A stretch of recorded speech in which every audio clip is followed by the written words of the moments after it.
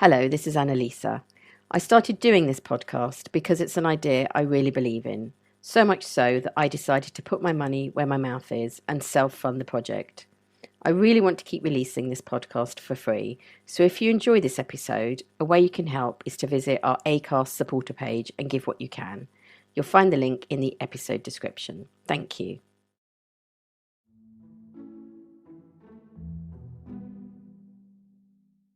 Welcome to Conversations with Annalisa Barbieri. That's me. Hello.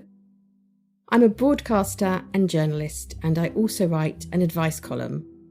Whenever I research my pieces, I get to speak to various highly knowledgeable experts, and I always come off the phone buzzing with everything I've learnt. These conversations usually happen in private and have to be cut down in order to fit my word count. But here, for the first time, you have a chance to listen to the sort of conversations we have in much more detail and depth. In this episode, we're going to talk about things to look for in your relationship to help you think about whether it's over, whether you can work on these things. Also, it's a chance to maybe look at your own behaviour, given that's the only part that you can actually change and control. And sometimes most relationships are actually about communication. So we give you some ideas of ways to communicate that effectively. Please note, what we talk about is not relevant if you're in an abusive, coercive relationship where these rules don't apply. And at the end of the podcast, I will be talking about some links where you can go and check if you are worried that your relationship is abusive and what you might do about it.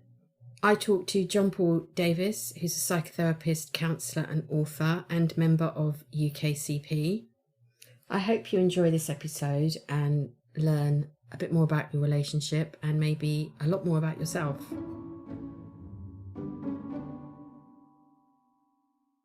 The reason I wanted to talk to you about this is it's the undercurrent of, I would say, about 90% of the relationship problems I get at The Guardian, but also in real life.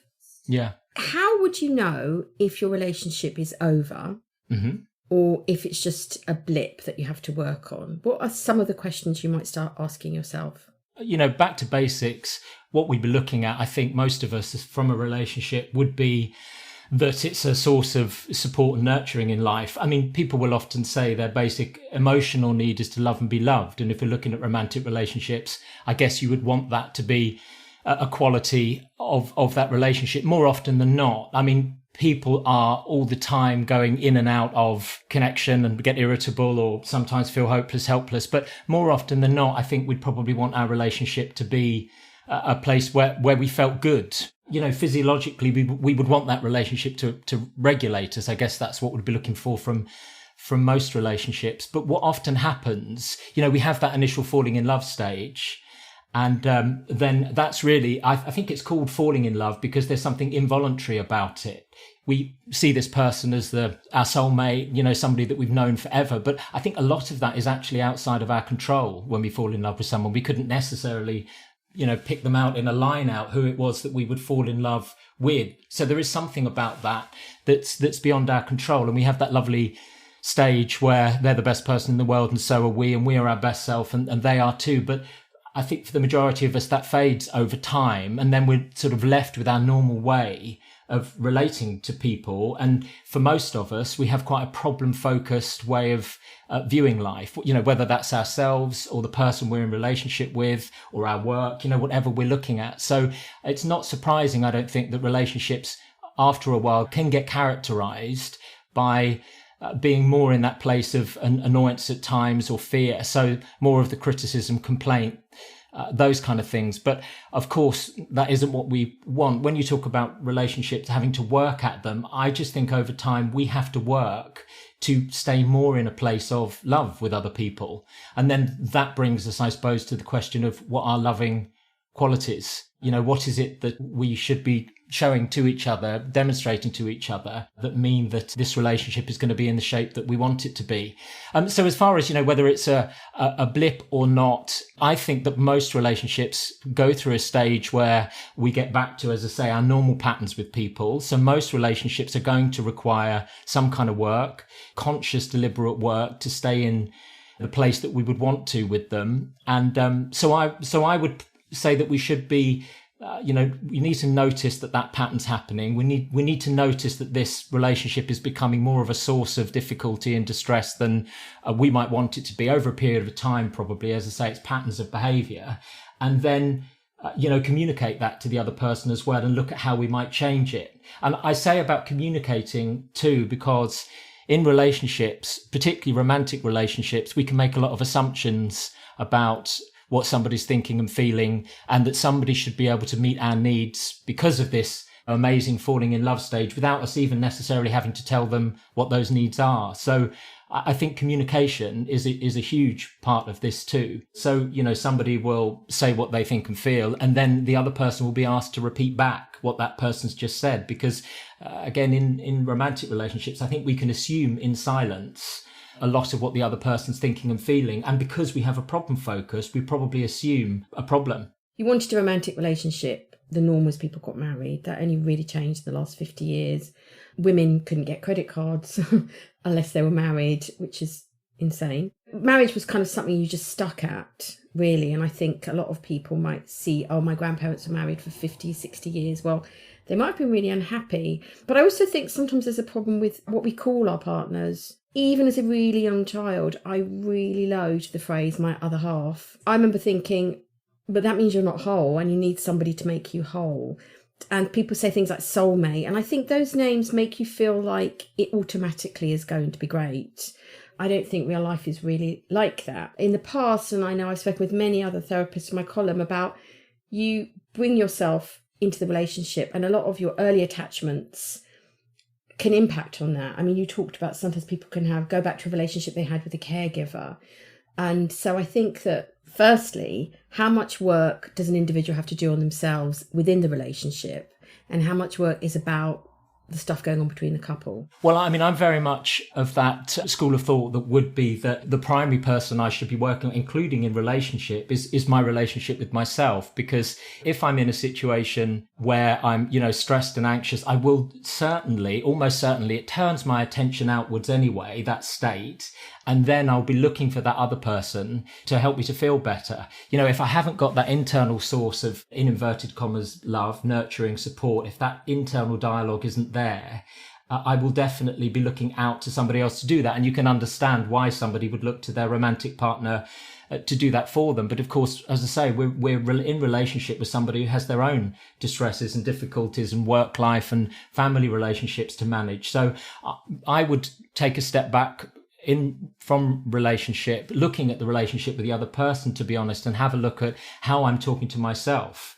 One of the reasons that I would focus much more on one-to-one therapy than couples counselling is I think it can make a profound difference to all relationship dynamics and couples if I relate to myself differently.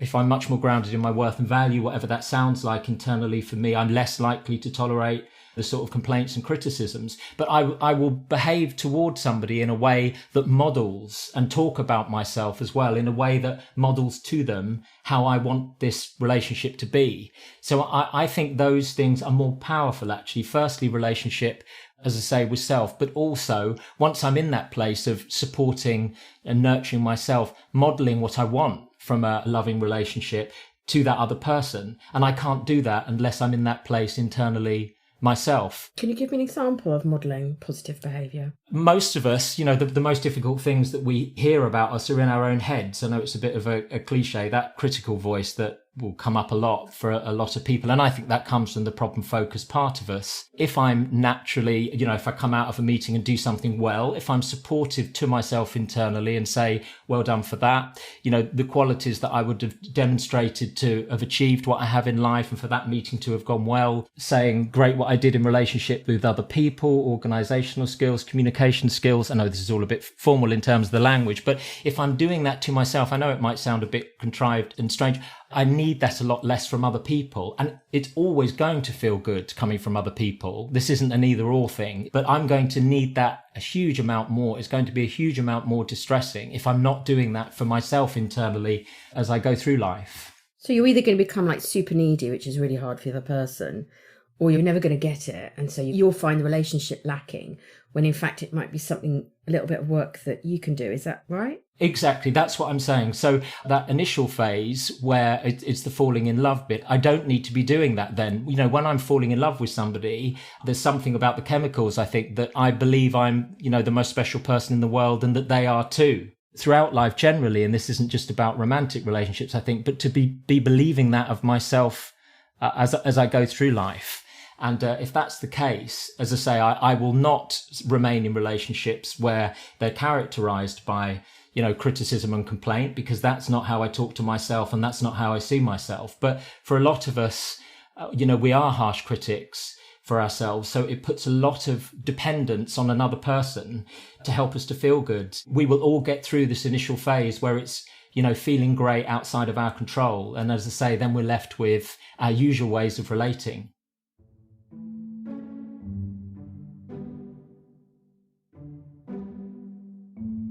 Why are we such harsh critics of ourselves? I believe there is this thing that we're programmed to survive rather than to be happy, which means in order to survive, we have to identify problems and we have to solve problems. So when we're looking out at work or romantic partner, or very importantly as well, as I say, inwards, we will look at difficulties and problems. And of course, we've layered in imagination on top of that basic survival instinct as well.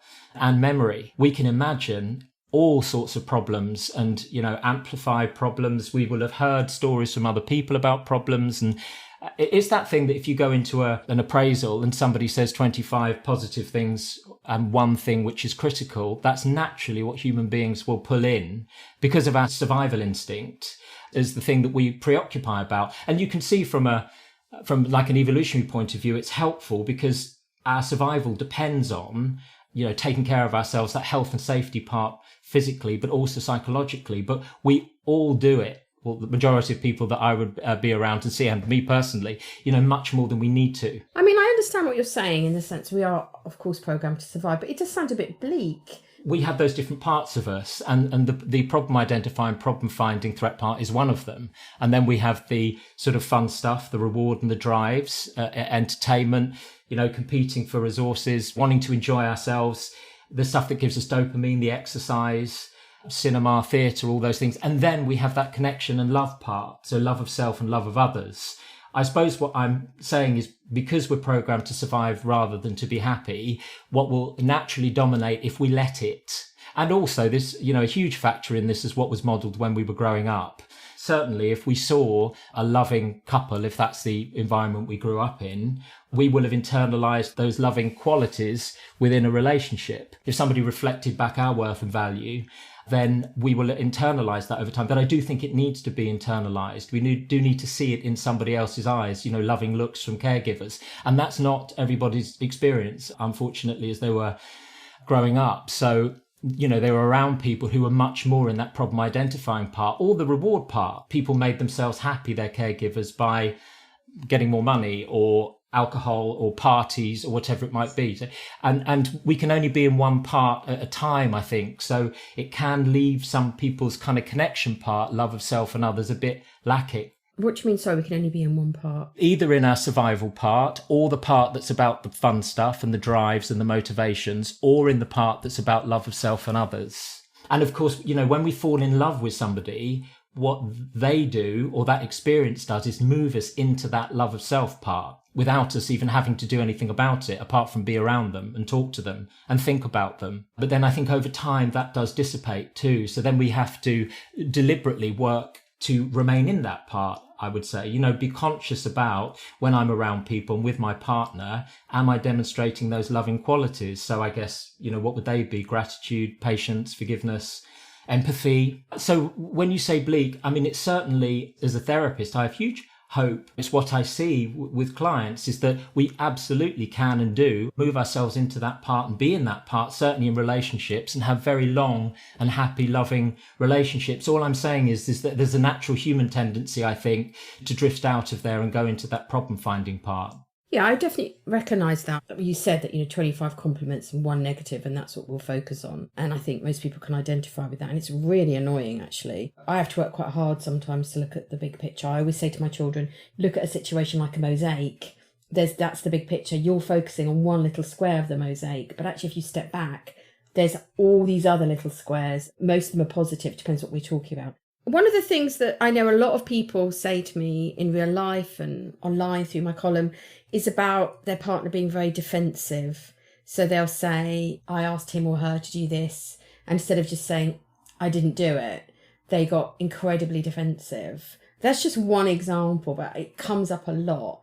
What might that be due to? I mean, I think defensiveness is people getting annoyed, actually. So somebody's feeling threatened in that psychologically threatened. And what a lot of us might do when we feel threatened is get angry. You know, anger is a secondary emotion. It comes in on top of fear or hurt, or that something's unfair. So when people say, you know, I might notice that somebody in the room as a client is getting annoyed, for example, and I would say, what's happening now? And they might say, I'm feeling defensive. We believe that we're defending ourselves. That's what our body's doing. But actually we're getting annoyed, and annoyance, we then into that territory where we lack empathy for the other person, where it's I'm right, you're wrong, and it's disconnecting from the other person. So I think it's a very familiar psychological experience for people. Nothing is going to happen productively for the relationship when somebody's in that place, I don't think, because they can't hear. When we're annoyed, we don't listen to what somebody else is actually saying. We hear their reasons as excuses. And also the other thing, when we are annoyed, we tend to perhaps verbally attack somebody when we think we're defending ourselves. You know, it's quite difficult to know the difference when people are in that place between defending themselves and attacking someone. I think the most helpful thing, if you're communicating something, your distress in a relationship, is to own your experience of it. So to say that when you do this, I feel this, and also beneath it, to identify those feelings beneath the annoyance. You know, annoyance tells us that a boundary's been crossed, but beneath it will usually be anxiety or hurt, as I say. So communicating them and owning it does tend to be a more helpful way to do it, I think. Let's take an imaginary couple. Person A, I'm not going to give them a gender, says that person B never takes out the bin, and they say, you never take out the bin, la la la, and person B is like, gets really defensive instead of just saying sorry. I mean, I suppose what they both need to look at are the subtitles, what they're saying and what they mean. It's not really about the bins, is it? It's about so much else. And so person A may feel ignored or not listened to, and person B may feel like constantly got at. I mean, what might be going on there? What might the subtitles be? The message that my anger's telling me there when I'm getting annoyed about it is probably that somebody else is taking me for granted, that they're undervaluing me, that I do all this within the household, so why can't they just do that?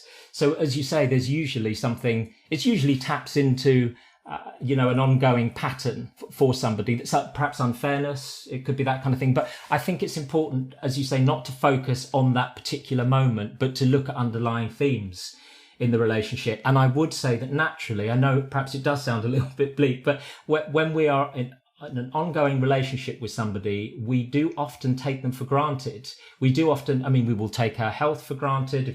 If we have it, we will take potentially our job for granted because we're problem focused. And that is not the place of saying I'm grounding worth and value. You know, one of the big things about a gratitude practice and why it's around a lot and why it's helpful to introduce it into life, to be conscious of things that we're grateful for, is that sort of counters that and puts us into that place of grounding the worth and value. And that's just to hold an expansive view of whatever it is. So, I would say in this situation, if I'm focusing on the fact they don't put the bins out, fair enough to raise it. But I would also be making sure that I'm making conscious all the things that they do and all the ways in which I do appreciate them, not even necessarily in language to them, but certainly in my own mind. And then I suppose I will make the decision as to whether or not it's worth raising. One of the things I also think is really important in all relationships, not just romantic ones, is for people to look at their place in things.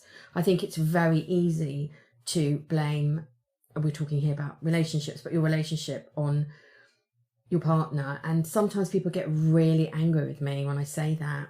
And I think, well, but you're the only part of the equation that you can actually change. Exactly. I also wanted to talk about patterns, which you've mentioned a few times. You've said if we've seen things growing up around us, we can either think that's the way to do it, or we can actually jettison it and go for the opposite.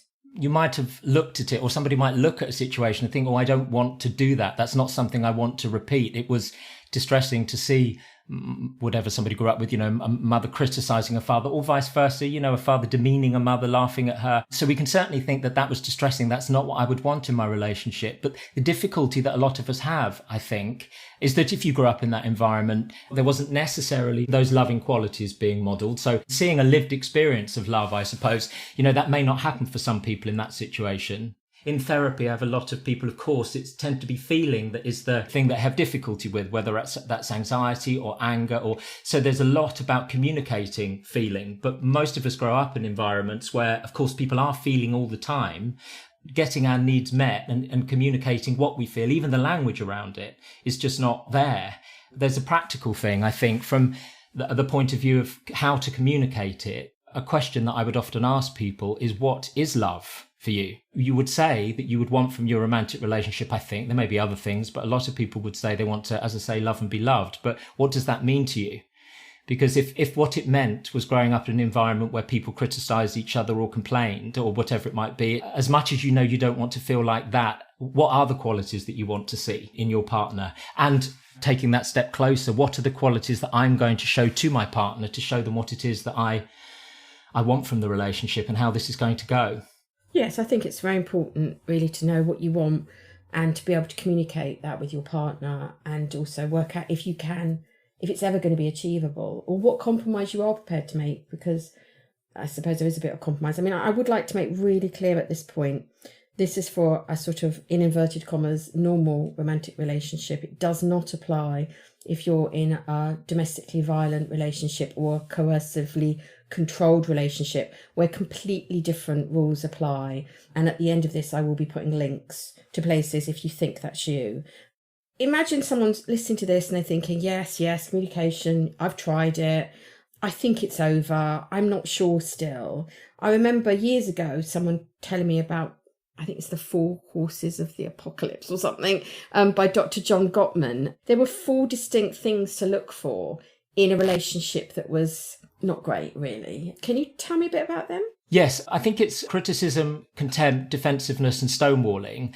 What would I say that people are feeling? Because I would focus a lot on feelings as a therapist, I suppose, that when those are part of a relationship, it's probably that people are getting annoyed a lot. If I'm feeling contempt towards somebody, I'm angry with them probably. If I'm feeling defensive, again, there's a strong component of anger there.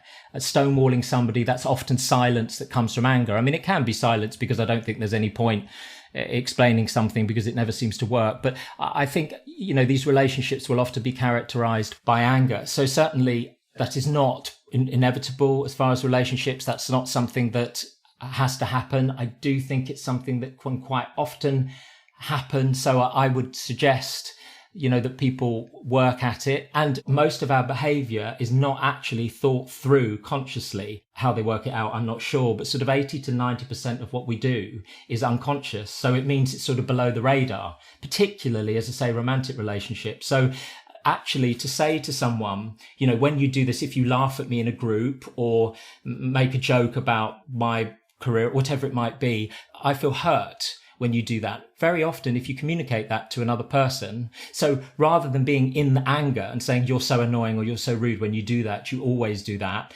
because nobody always does anything. The binary, the sort of either or absolutes of anger just are bound to trigger the other person. So if we focus more on communicating that we feel hurt by something, which is or worried for the relationship. I don't want to be in a relationship where I feel like this a lot. So if I communicate to somebody that it worries me that this is a pattern and I would like it to be different. And then I think it's handing it over to the other person, because often when we do give a criticism to somebody else, it triggers the part that gets defensive and annoyed. So I wouldn't necessarily continue in arguing in that place. If somebody loves us and there is that attachment there, when they feel calmer, it will percolate through often and result in a change in behaviour, hopefully. But if that's not the case over time, then I wouldn't suggest, remaining in a relationship where it's characterized by those qualities. Another thing that the Gottmans have said,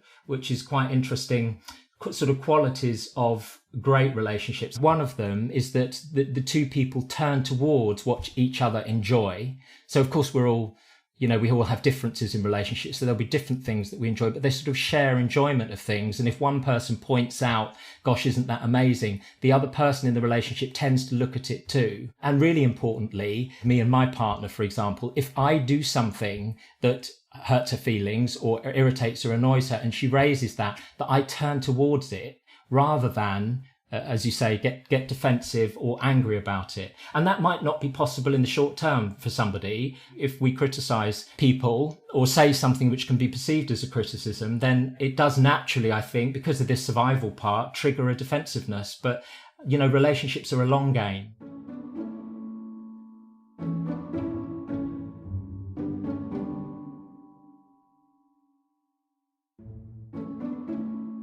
You have two people with completely different experiences coming together, and they're not always going to, respond to each other in the same way. And the other thing about those criticism, contempt, defensiveness and stonewalling is that I think we might all do them occasionally, but it's when they become the predominant situation, how your relationship is quite a lot of the time, then that's really might be time to look at. Definitely. And if you've communicated it and somebody's still not doing it, when you say about getting into relationship with people that are different, at the beginning you said about my other half, I think there can be an element of that we go for similarities, similar values, that's appealing, or we wouldn't be together. But we also go for difference as well, because that completes us. For some people psychologically, I don't think this is a conscious thing, but if I'm naturally more introverted and the person I'm attracted to might be more extroverted, so when we couple up and go into a social situation, they can do a lot of the socializing. We're sort of stronger together there. But I mean, if you're looking at people with narcissistic traits and strongly narcissistic traits, they might couple up with some people who are very empathetic, because again, the empath does a lot of the feeling and says, well, have you thought about what that person wants? And perhaps you should be careful around that. And then the narcissist does whatever they bring, the drive, the reward stuff, the status. I mean, there was something I was going to put on my Instagram, but I didn't put it up because it didn't sound very empathetic. That said, you need to replace your wishbone with a backbone. And you can see why I didn't put it up. But the point that it was making, I think, is that an empath, for example, might always believe that there is a part of that narcissist, a sort of loving part, an empathetic part that's just waiting to be uncovered. And that is that I have that's a very strong part of my life, and I project that onto another person.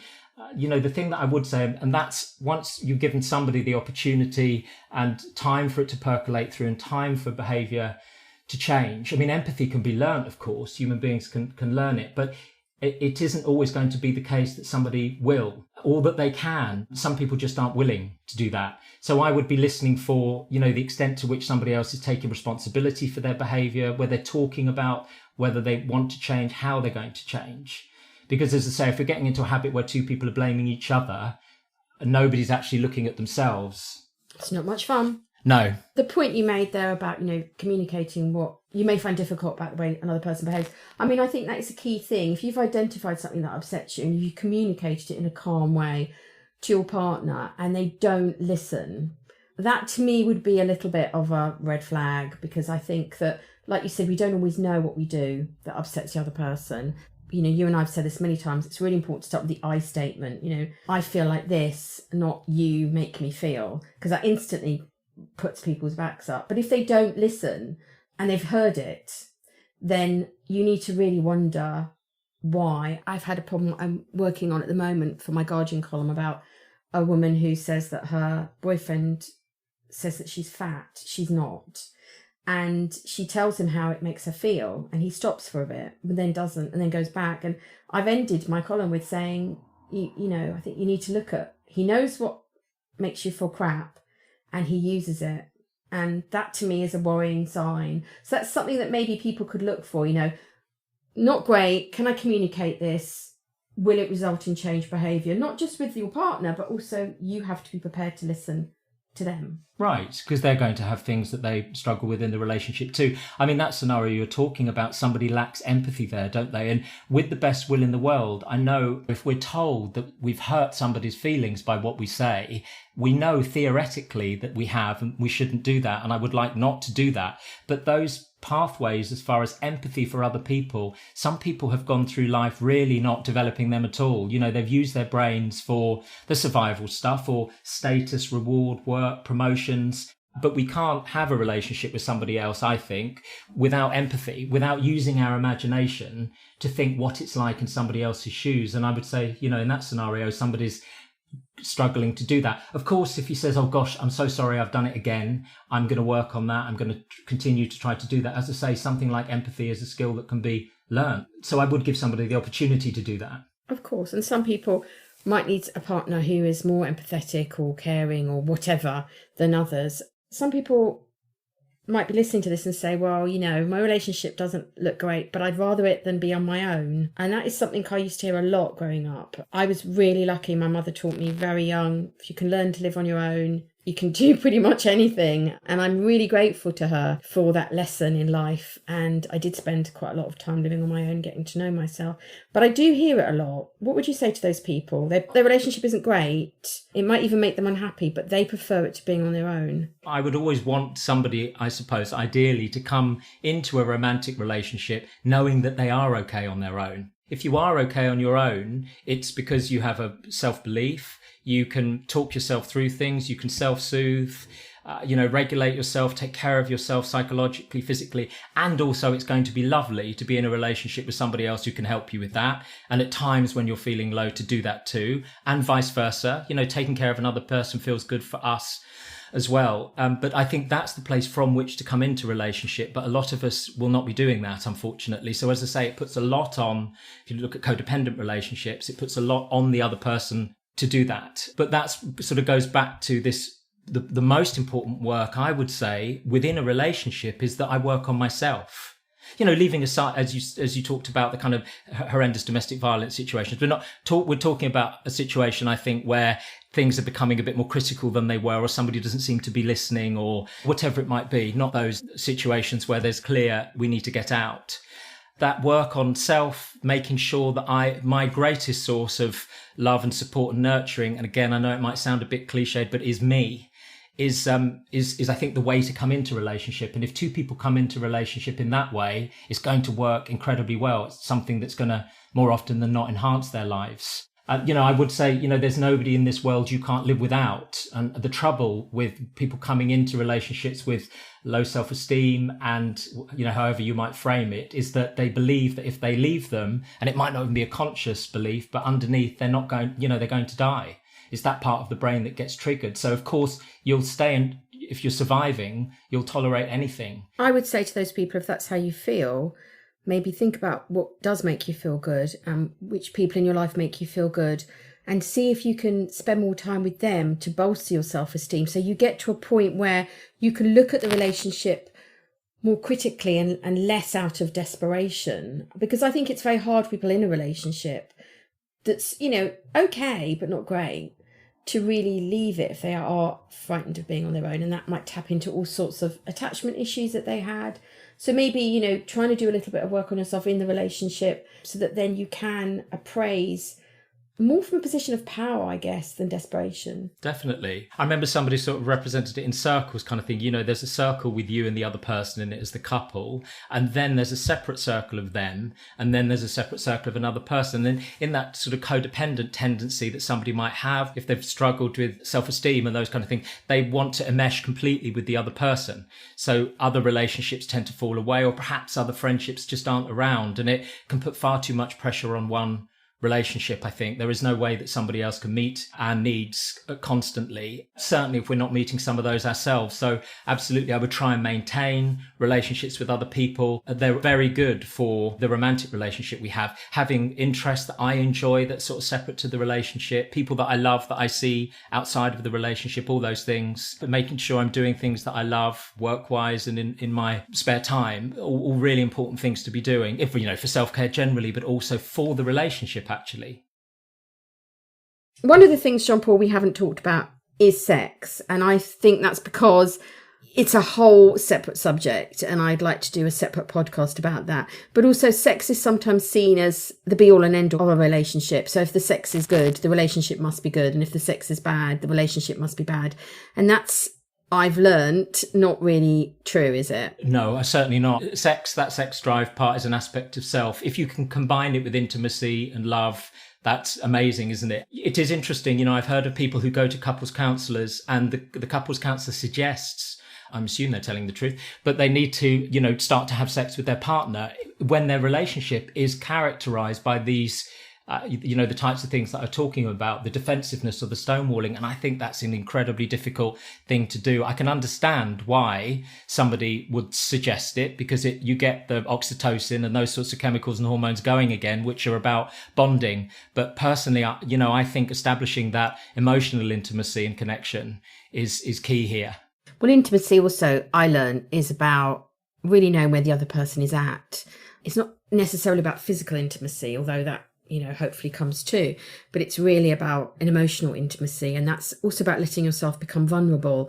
That subject is massive and will be covered anon. We've spoken about a lot of things and given people a lot of things to think about. Can we just run through a checklist so that somebody can just maybe think about where they're at and what they might do next? The place that I would start with, because a lot of us would come out of awareness of this over time, is an awareness of what we feel from moment to moment. I mean, there are some great apps available where it's just asking you to check in with yourself and say at particular the times of the day what it is you're feeling. Because, as I say, a lot of what happens in relationship with another person, we don't even think about consciously. We're not even noticing. Perhaps when they walk in the room that we become anxious, that when we're around them, they're annoying us because we don't drop inside. Anxiety, anger send us out. So the primary thing I would say to know whether this is a relationship where something different needs to happen is what I'm feeling in it. So that's the first thing I would say is dropping inside when I'm around that person. And then I would look at what I would like it to be characterized by.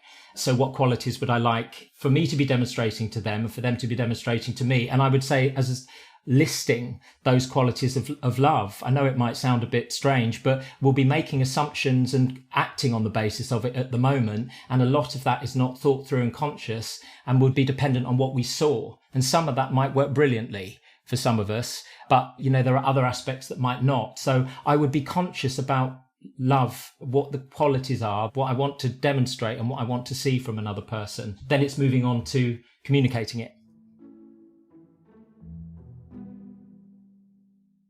Thank you so much to John Paul Davis. If you'd like to read his book, it's called Finding a Balanced Connection. John Paul's website is thistrustedplace.co.uk.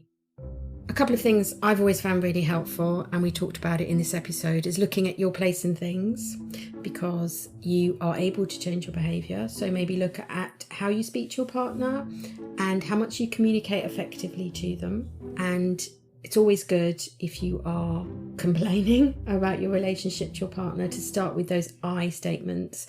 They can completely transform a conversation. I've actually learned that a few years ago, and I've tried them to great effect. So instead of saying you're driving me mad, you can say something like I feel not listened to, or whatever. The I statement is really good at diffusing. If you do think you may be in an abusive, coercive relationship, there are two organisations you should look up: womensaid.org.uk and refuge.org.uk, who also has a helpline 0808 2000 247. Both the websites have checklists, so you can go through them. The content of this episode doesn't apply if you are in an abusive relationship. The series is produced by Hester Kant, the music is by Toby Dunham, and our artwork is by Lo Cole. Follow us on social media, on Instagram @PocketAnnalisa. You can read my Ask Annalisa Barbieri column in The Guardian magazine every Saturday. And we'd love to hear your suggestions for topics you'd like us to discuss on future podcasts. Please email us at conversationswithannalisa@gmail.com. If you enjoyed and benefited from today's episode, do please share it with someone else you think might find it useful. And it would mean a lot to us if you could give us a review on iTunes. Thanks so much for listening, and do join us again.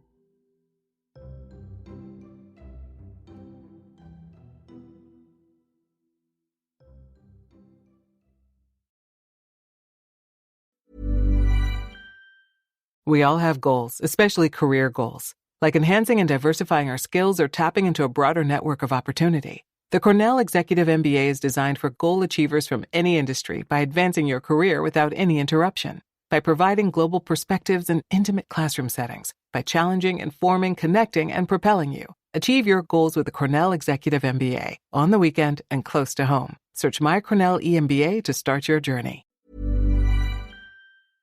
Hello, this is Annalisa.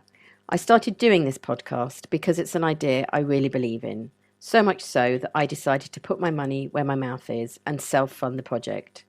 I really want to keep releasing this podcast for free, so if you enjoy this episode, a way you can help is to visit our Acast supporter page and give what you can. You'll find the link in the episode description. Thank you.